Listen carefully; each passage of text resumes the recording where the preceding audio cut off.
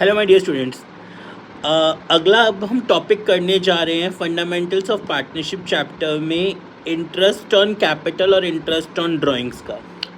Interest on capital का मतलब क्या है? देखिए, एक एग्जांपल बना रहा हूँ बहुत छोटा सा, उसको थ्रू समझिएगा। एक पार्टनर है मिस्टर ए, ठीक है। उनकी स्टार्टिंग में साल शुरू होने पे 1 अप्रैल को कैपिटल थी 5 लाख की, ठीक है। अब उन्होंने 30 सितंबर को, या चलिए ले लेते हैं 31 अगस्त को उन्होंने अपनी कैपिटल इंक्रीज़ करके कर दी 7 लाख, मतलब उन्होंने 2 लाख और ऐड अप कर दिए। तो वो आपने कैसे सोचना है? 5 लाख उनकी कितने मंथ, और इंटरेस्ट ऑन कैपिटल का रेट है हमारा 10%, तो 5 लाख उनकी कितने महीने रही? अप्रैल, मई, जून, जुलाई, अगस्त। तो 5 लाख का 10% इंटू 5 मंथ्स का, 5 लाख इंटू 10% इंटू 5/12, ठीक है जी। फिर उनकी कितनी हो गई? 7 लाख हो गई।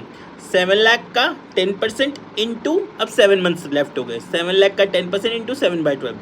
अगर बीच में कभी वो विड्रॉ कर लेते, मान लेते हैं उनकी कितने महीने के लिए रही थी 7 लाख, पहले 7 मंथ्स के लिए, मान लेते हैं अब उन्होंने आके जनवरी में विड्रॉ कर ली, अपनी 3 लाख विड्रॉ कर ली, तो उनकी 7 लाख कब से काउंट होगी?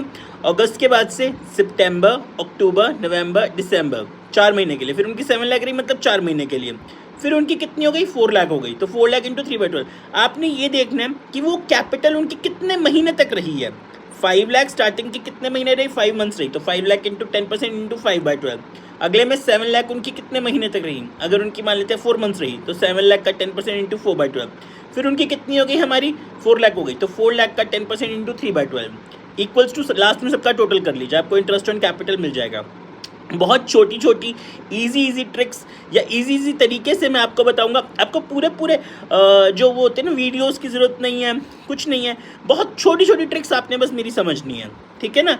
इंटरेस्ट ऑन कैपिटल ये हुआ हमारा। इंटरेस्ट ऑन ड्राइंग्स, आईओडी का formula, total drawings into R upon 100 into average period upon 12।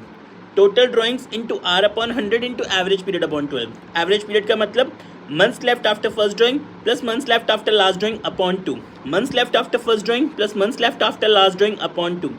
total drawings into r upon 100 into average period upon 12।